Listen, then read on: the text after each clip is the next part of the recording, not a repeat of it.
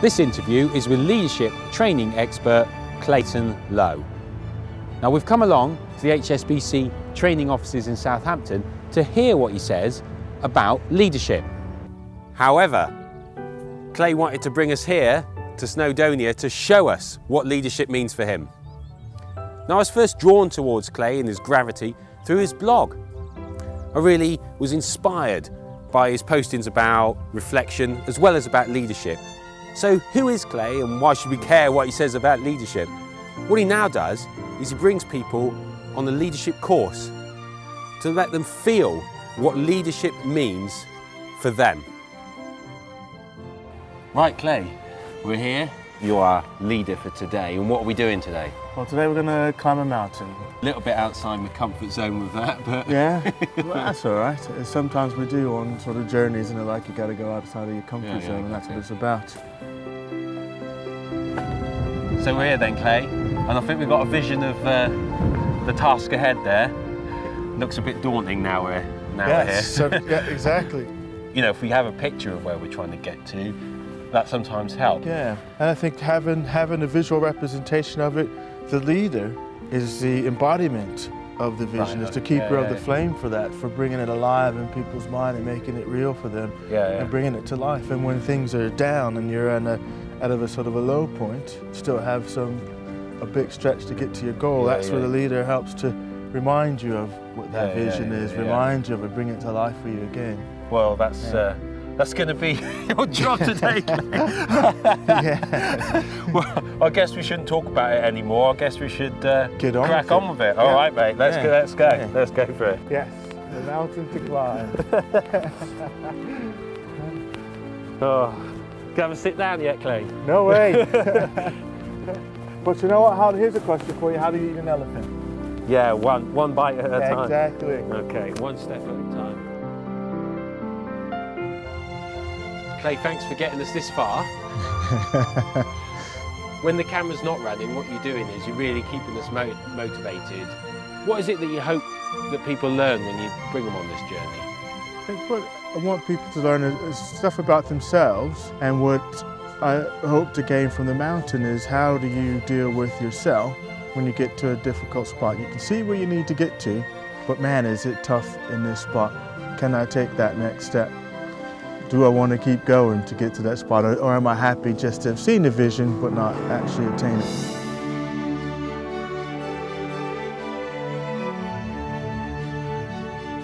What's your background that means that you've chosen this way of life? Well, it started out once I left grade school, high school. I went to West Point, the military academy, which is our premier leadership academy for the Army. 4 years there, I received a regular Army commission as a second lieutenant in the infantry, and went off to lead combat soldiers in a variety of different scenarios.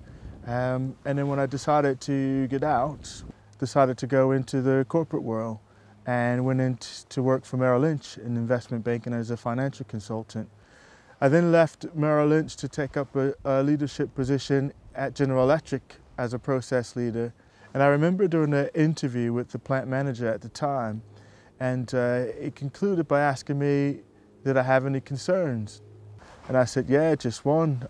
I'm not an electrical engineer. And he said, don't worry about that. What I'm hiring you for is your leadership abilities and your ability to get people to do things and get things done. So for about the last sort of 8 years or so, I've been working as a trainer, as a coach.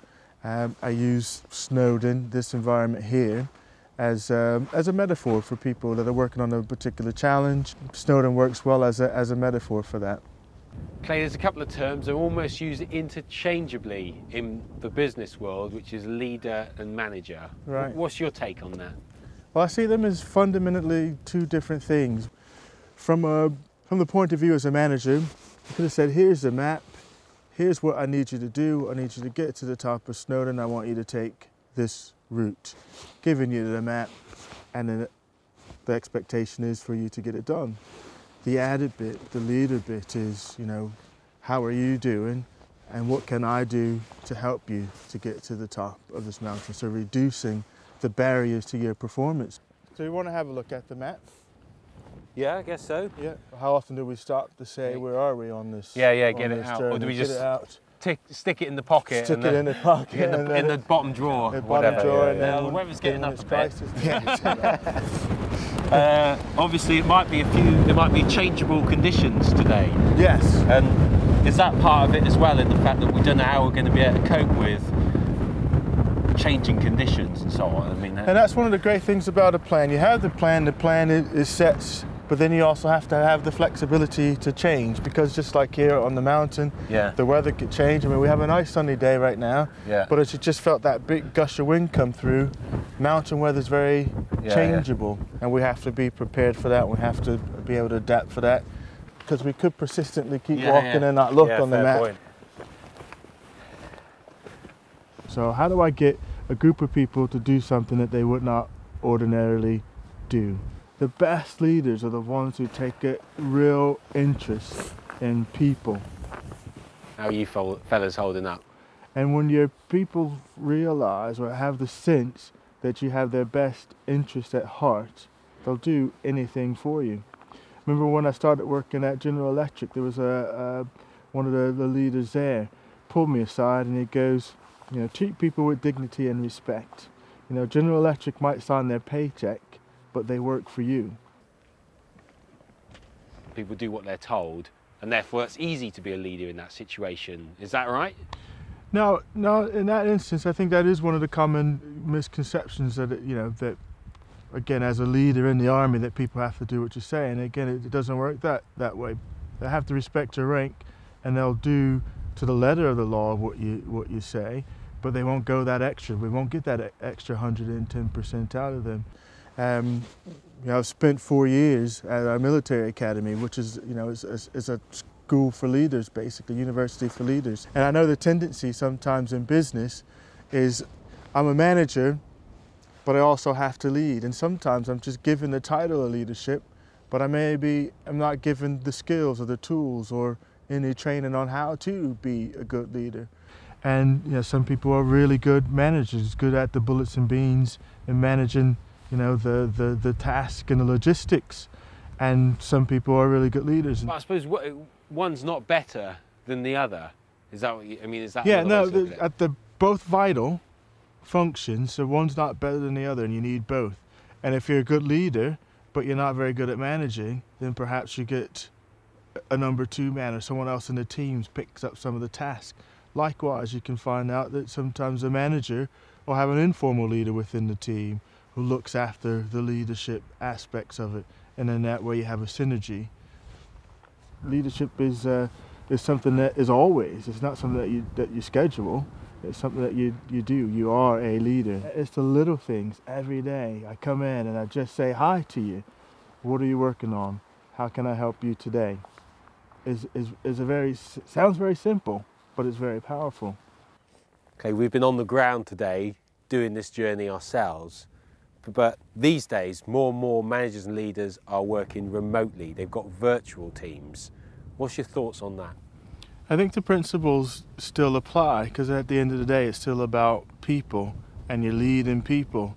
So you still need to understand what that person is going through, what's happening on the ground, what's their constraints, what's their limitations, what things do you need to do as a leader to help eliminate the barriers to their performance and that keeps them from getting closer to the vision. So the principles are the same, regardless of the fact that the medium is perhaps through email or through the telephone. Well, Clay, thanks for leading us today. As a task, we didn't quite make it to the summit. We did get our film done. We've got excellent film in the bag, and I'm sure the guys are really going to enjoy it and get a lot from it. Yeah. I did, and I think as a team, as a filmmaking team, we learned a lot today as well. So thanks for everything, mate. Yeah, it was good. It was a great day on the mountain. We all made it back safe. That's true as well. Yeah, okay, mate. Well, let's go get a drink in of some description. Yeah. How about for yourself? Was that? Yeah, I learned a lot. You keep challenging me as we went round. You know, think about my own life, not just as a leader, but as a